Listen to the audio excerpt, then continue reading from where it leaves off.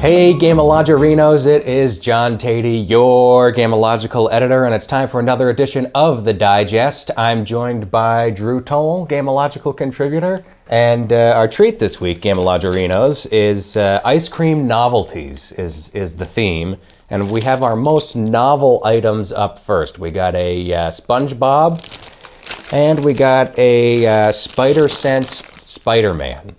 Now these have gumballs for the eyes. I have to say ice cream and gum are not ever really two foods I want to consume at the same time. Well, this is a fruit punch and cotton candy with gumballs. Wow. They don't even mention the ice cream. That's rough. Yeah. And mine is lemon and strawberry. I said it was ice cream novelties, but this just says it's a frozen confection, which... Oh, this is pretty good. I don't want to take a picture of this. Excuse me, You're taking a picture while we are... we're videotaping this. Yeah, I know. Okay. I'm going to just start eating mine. Yeah. Whoops. Great. Oh, diving straight in for the gumball. You're so brave. I went for it. Sorry, SpongeBob. I feel kind of bad eating it. It's got a face. Oh, the gumball is so bad. I try not to eat anything with a face. Oh, Popsicle brand, you have fallen a few rungs in my estimation today. Shall we move on to our game? Please. Our game today is Call of Juarez, Gunslinger. So watch this. Pow. Cowboys, crooks, and gunfire. Call of Juarez Gunslinger is nothing fancy. You shoot the desperados to earn points, and then you use those points to upgrade your gunslinging talents. And each level is capped with a dramatic high-noon duel that tests your concentration. The addition of a grizzled narrator spices up this hidebound premise. The game is told from an old gunslinger's point of view as he recounts his past exploits. His unreliable memory gives your adventure unexpected turns, especially since this raconteur will go back and revise his tale whenever it suits him. It's a retrospective. The levels that we play are stories from this guy's life from the past. And we meet Billy the Kid. We meet who else? Curly Bill, Johnny Ringo from Tombstone. This is a great way, I think, to dress up what is underneath a pretty simple shooter, a decent shooter. Yeah, it is. It's great that they introduced the kind of unreliable narrator. The guy, they're actually buying him drinks at the bar, and he's in return kind of telling him these tall tales. Which is a clever twist, I think, because in all of these shooters, when you're slaughtering dozens of people, that's not very realistic. Right. This one guy could survive this gunfight. But the tall tale conceit makes it so that it sort of makes sense in a way. Like the fact that you're gunning down 20 guys in one shootout and coming out unscathed, suddenly that makes sense in the context of a dime novel. Right. No, because that's how they all go. And he's taking on all these kind of, just taking down pretty much every bad guy in the Old West. And the guys at the bar are just like, I don't know if it happened that way. I don't know, that doesn't sound right. And then, the levels change accordingly, which is it works really well. You'll play for a little bit. There's one portion where there's a shootout with some Indians on this ridge, and then they say, oh, wait, did I say it? I just said it was like the Indians. I just said it was like Apaches coming to get me. And then the Apaches turn into cowboys. They really play with it a lot, and I love that they had fun with that. So the narrator also reminds me a little bit of Bastion, because here's another situation where you have this gruff, Old West-sounding guy narrating what you're doing. It's funny because when I took screenwriting courses in college, one of the number one rules was don't use voiceovers, don't use narration to tell your story.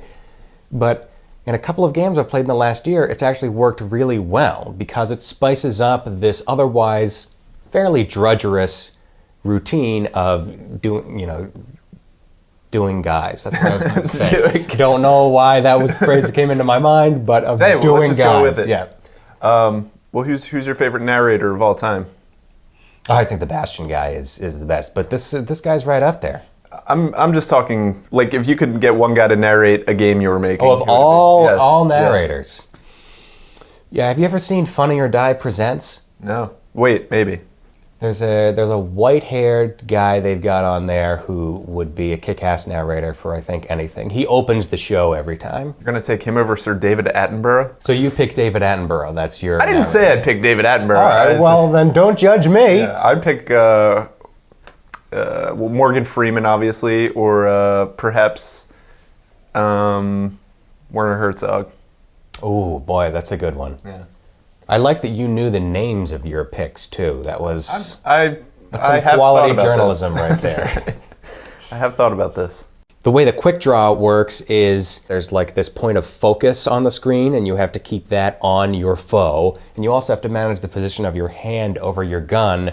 What I find interesting about it is that the act of drawing and shooting is very brief and really not that exciting. You pretty much just tap a button, right? Right. But this game dramatizes the tension leading up to that quick draw, and I think that is pretty cool.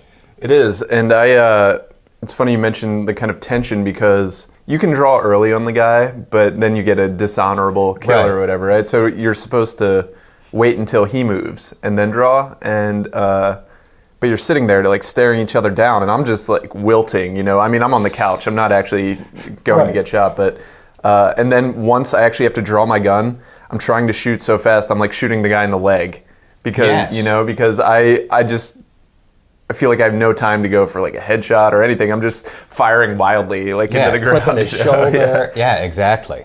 So you got these skill trees in the game too. We're all intimately familiar with this by now. You level up at a certain point, you gain enough points, and then you use those points to get to a new point in the skill tree, and you can shoot a little faster, or it slows down a little when you shoot.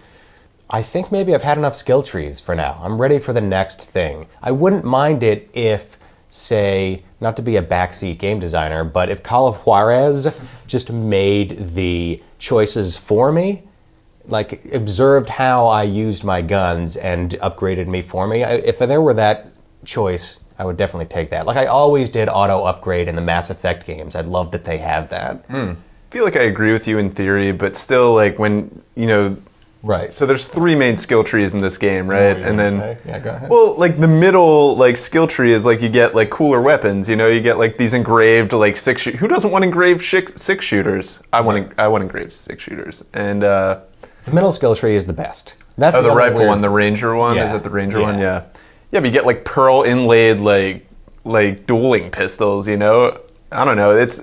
Aren't we pathetic that we can see the words pearl inlaid dueling pistols on a screen and that excites us? Yeah. Like it's not, you can barely even notice. You can't that this- notice, yeah. You can't notice the difference, right? But this is how dumb we are as players. That is, oh yeah, I want that. Because I'm not disagreeing Yeah. with you at all. I'm like, ooh, pearl inlaid. Yeah, I gotta sounds- have that. Sounds really nice. Definitely nicer than whatever inlays my current guns. Right. Yeah. And these could be diamond-studded guns I already have. Oh, that would be awesome. Not knowing. But that's basically what this entire game is, right? It's very familiar structures presented in very interesting ways. Right. Yeah, if you just describe the basic functions of this game, and to me, you know, I'd probably not play it. Right. I had no intention of playing it until I, you know, kind of read about it later, and it kind of, you know, the kind of weird things they do with the narrative and the kind of just overall kind of absurdity of it. And I'll take that, frankly. Yeah, definitely. Especially when the game doesn't over-tutorialize, doesn't act like I haven't played video games. This game knows you've played this kind of stuff before. It does not belabor the point. It just gets on with it. Quality downloadable. Yeah. Yeah. I now going to get home and earn some more skills. You make it sound so exciting, Drew. All right. Well, hopefully you can contain yourself until tomorrow. Sam Nelson will be here to talk about... Oh my God, SpongeBob's melting, dude. Sam Nelson will be here to talk about Reyes and to talk about other ice cream novelties. We'll see you then.